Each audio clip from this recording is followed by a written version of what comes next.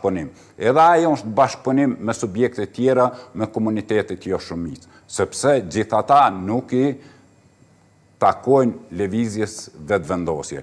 Prandaj, qytetari i ka tregu qartë zotit Kurti që nuk e ki mundësin të qeverisë vetëm të zgjedhësh institucionet e sidomos pozitën e presidentit. Ju i dini deklarimet e zotit Kurti që para këtyre zgjedhjeve që ka thonë po shkojmë për mi fitu 60%. Qytetari tha jo. Do thot 4 deputet i ka mangi. Prej 57 deputetve, ka ra në 53 deputet. Prandaj kjo është e qartë për qytetarin. Kur të analizojmë numrin e votave, gjitha partit pothuajse pa përjashtim kanë pasur numër më të ulët të votave krahasuar me 28 dhjetorin, edhe fal pjesëmarrjes shumë të ulët të qytetarëve. Po, nëse e krahasojmë vetëm në përqindje në ulë, se po, ka diferencë, sigurisht. Dhe numrin e votuzve për vetëvendosje, do thot dikun 100.000 vota i ka humbur.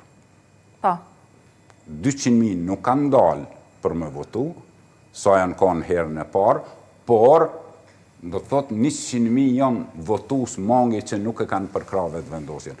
Vetëvendosja është humsi më i madh i këtyre zgjedhjeve, pastaj vjen PDK-ja që ka ra numri i tyre, LDK-ja ka një rritje shumë të vogël dhe Aleanca ka mbetë aty ka është, por me përqindje kemi fituar një deputet ma tepër.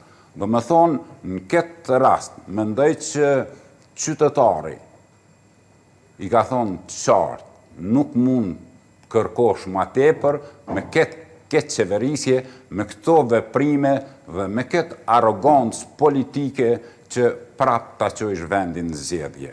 Dhe nuk ja dhanë 60%, por ra në 47%. Dhe mendoj që kjo është një mësim për gjithë politikanët, por sidomos për zotin Kurti.